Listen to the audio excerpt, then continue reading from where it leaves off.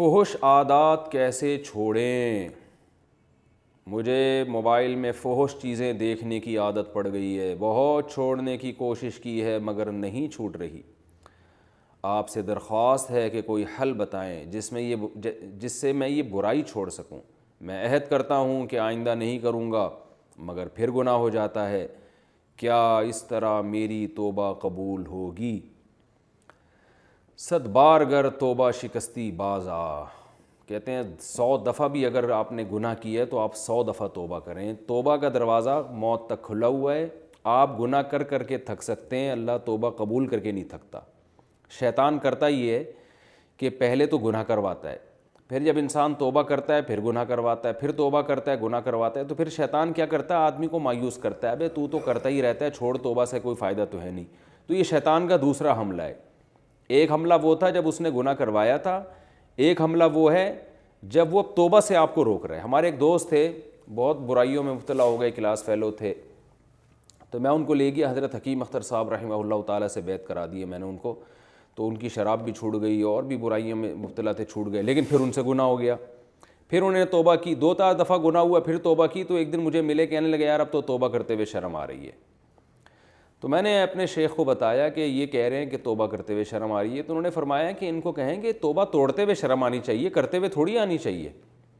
یعنی ان کو شرم اس پہ آ رہی تھی کہ یار بار بار گناہ کر کے توڑ دیتا ہوں، کس منہ سے توبہ کروں میں؟ تو فرمایا توبہ توڑتے ہوئے شرم آنی چاہیے، اتنی شرم آئے کہ توبہ نہ توڑیں، اب کرتے ہوئے شرم آ رہی ہے۔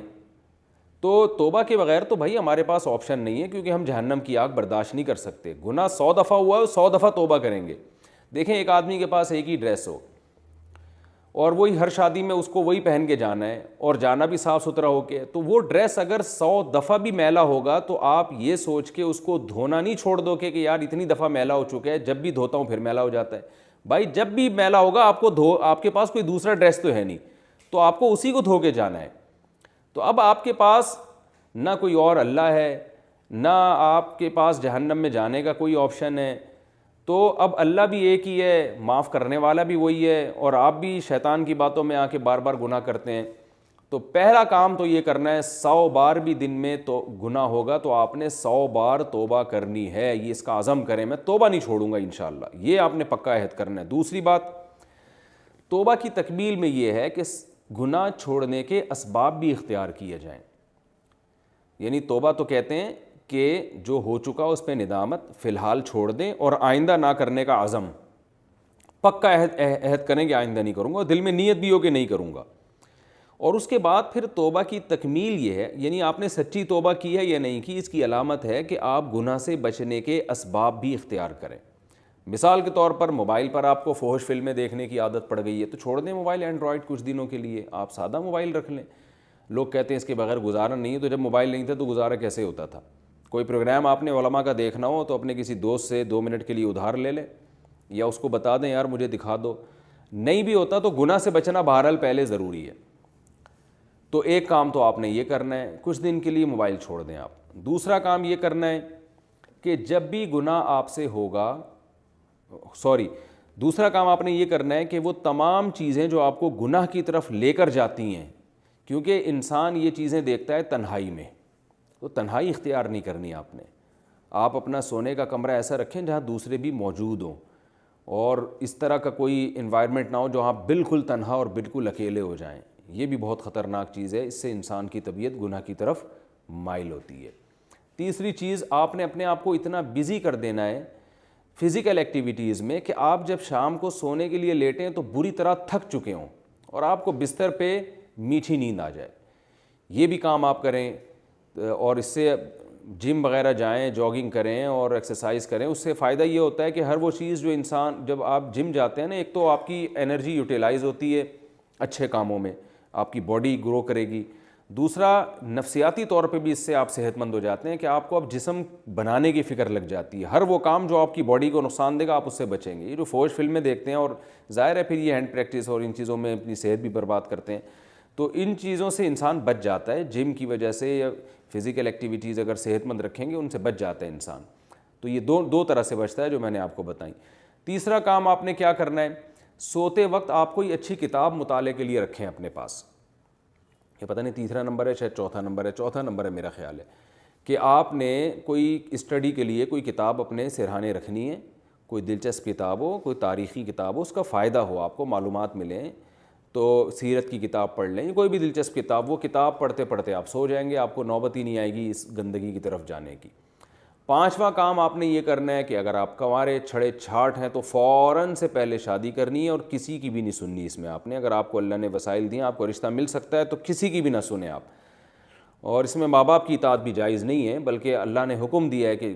گناہ سے بچنے کا، اگر گناہ کا خطرہ ہو تو پھر تو نکاح واجب ہو جاتا ہے، تو فوراً سے پہلے آپ نکاح کریں۔ اور چھٹا کام آپ نے کیا کرنا ہے کہ کسی شیخ سے باقاعدہ اصلاحی تعلق بھی قائم کریں آپ، کوئی صحیح بزرگ ہوں جو سنت پر چلنے والے ہوں، بدعتی نہ ہوں، علم بھی ہو ان کے پاس، تو اگر آپ انڈیا سے ہیں تو اصلاحی تعلق قائم کریں ان سے، پاکستان سے ہیں یا عرب میں کہیں بھی ہیں تو ان کو بھی بتاتے رہیں، اپنے حالات لکھ کے دیں ان سے، تاکہ وہ بھی آپ سے گناہ چھڑوائیں، یہ بھی کام کریں۔ ساتواں کام آپ نے یہ کرنا ہے کہ آپ نے اپنی خواہش کو کم کرنے کے لیے روزے رکھیں، اگر ہمت اللہ نے دی ہے کثرت سے روزے رکھیں۔ یہ سارے پوائنٹ جتنے ہو سکیں اتنے تو کریں نا، اگر سارے نہیں ہو سکتے تو مایوس نہ ہو کہ یار مفتی صاحب نے اتنی ساری چیزیں بتا دیں، اب تو یہ تو ہو ہی نہیں سکتا، تو جتنے ہو سکتے ہیں اتنے کریں۔ آٹھواں کام آپ نے یہ کرنا ہے کہ جب بھی گناہ ہو آپ نے اپنے آپ کو سزا دینی ہے،